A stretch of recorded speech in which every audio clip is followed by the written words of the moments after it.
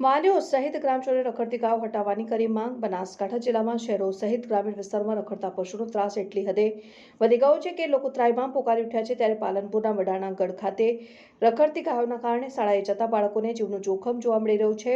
વડાણા ગઢ ખાતે આવેલી હાઈસ્કૂલની બહાર જ મોટી સંખ્યામાં રખડતી ગાયોને આખલાઓનો ખડકલો જમાવટ થઈ જતા શાળાએ આવતા જતા વિદ્યાર્થીઓને સતત અકસ્માતનો ભય સતાવી રહ્યો છે। ત્યારે શાળાના વાલીઓ અને ગ્રામજનો દ્વારા સત્વરે ગ્રામ પંચાયત દ્વારા રખડતી ગાયોને રખડતા આખલાઓને પકડીને તેને પાંજરા પોળમાં મૂકી તેનો નિકાલ કરવામાં આવે તેવી માંગ કરાઈ। અગાઉ મીટિંગ થયેલ છે ગામમાં સરપંચ સાહેબ, પીડીઓ સાહેબ અને તલાટી સાહેબને જાણ કરેલી છે, લેખિત અને મૌખિકમાં બંનેમાં જાણ કરી છે। તેના હોવા છતાં હજી કોઈ એક્શનમાં કામકાજ લીધેલ નથી। તો હું તેમને વિનંતી કરું છું કે કામ થોડું ધ્યાનમાં લે ટોપિક। અને શું અત્યારે સ્કૂલમાં તમે વિડીયો આગળ જોઈ શકશો કે સ્કૂલમાં નિશાળે જતા છોકરાઓ ગાયોના વચ્ચેથી ગુજરે છે। તો હવે કદાચ ગાય મસ્તીમાં આવી જાય અને કદાચ કોઈ છોકરાને અડફેટમાં લઈ લે તો એનો જવાબદાર કોણ રહેશે? પીડીઓ સાહેબ રહેશે, સરપંચ સાહેબ રહેશે કે તલાટી સાહેબ રહેશે?